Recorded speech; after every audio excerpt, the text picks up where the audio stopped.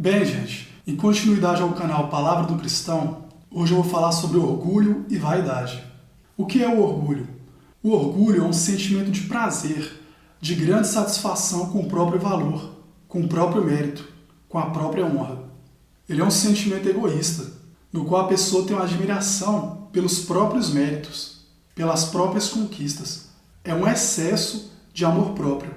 Não é por menos que são sinônimos do orgulho a arrogância e a soberba.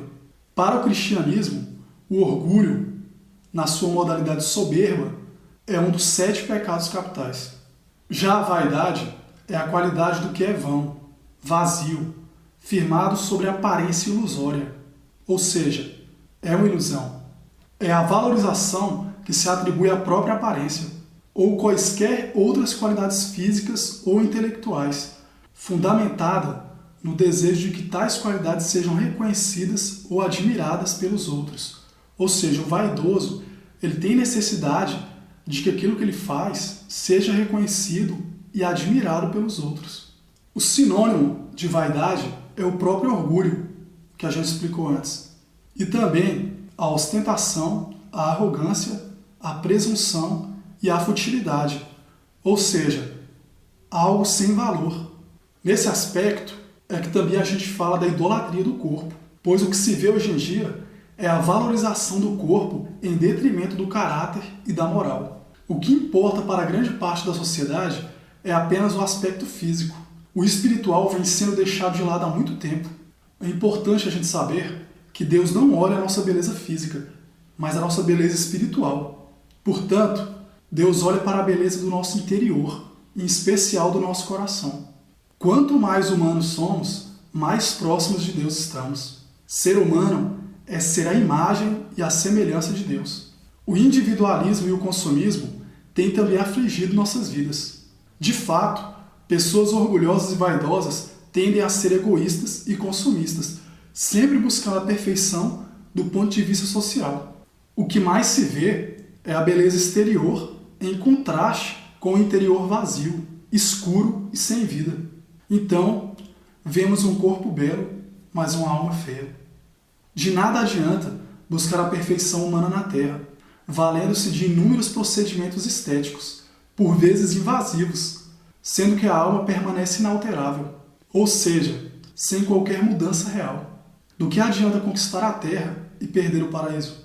O consumismo parte da vontade humana de sempre querer mais, de nunca estar satisfeito com aquilo que se tem, que se possui.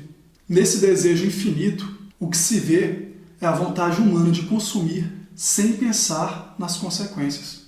Um outro aspecto, quando se fala no orgulho e na vaidade, é a questão da superioridade e da autossuficiência. Pois, além disso, a pessoa vaidosa ou orgulhosa, como salientado, ela será soberba e arrogante, considerando-se autossuficiente, isto é, ela se considera independente, portanto, não precisa de ninguém. Ela mesma é o juiz de si mesma, e tudo pode, se por acaso partir da sua própria vontade. Por assim dizer, a pessoa orgulhosa ou vaidosa também se intitula superior a todos os outros, sendo incólume, ou seja, livre de qualquer mácula. Desse modo, com o tempo, o vaidoso adquire as características do egocêntrico, que é considerar-se como o único foco das atenções e o único conhecedor da verdade. Assim, guiado pelo egocentrismo, tudo vai estar se baseado no eu. Ele será o centro de tudo, porque ele é vaidoso e porque ele é orgulhoso. Vejamos o que a Santa Palavra nos diz sobre o tema em questão.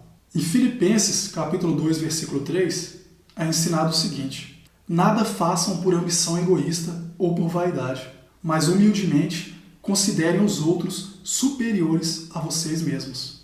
Esse ensinamento parte do pressuposto que o cristão ele considera os outros melhores do que ele, porque ele age guiado pela humildade, e sendo assim, ele vai amar o próximo como a ele mesmo. Em Jó, capítulo 35, versículo 13, é dito o seguinte: certo é que Deus não ouvirá a vaidade, nem atentará para ela o Todo-Poderoso. Ou seja, quem age com vaidade não será ouvido por Deus. pois ele age guiado pela arrogância e pela soberba. Do mesmo modo, em Isaías capítulo 23, versículo 9, é salientado que o Senhor dos Exércitos o planejou para abater todo o orgulho e vaidade e humilhar todos os que têm fama na terra. Porque quem se exalta será humilhado, mas quem se humilha será exaltado. Nos ensinamentos de Provérbios, em seu capítulo 16, versículo 18, é entendido o seguinte: o orgulho vem antes da destruição, o espírito altivo antes da queda. Essa sabedoria nos ensina que antes da destruição vem o orgulho. E aquele espírito que se exalta, que se considera superior aos outros, ele está destinado à queda. Pois onde reina o orgulho e a vaidade, não há crescimento. Pode ser que essa pessoa suba, use os outros como degraus para alcançar o topo. Mas, como dito, o orgulho vem antes da destruição, o espírito altivo antes da queda. Portanto, ainda que haja um crescimento, haverá também a destruição e a queda.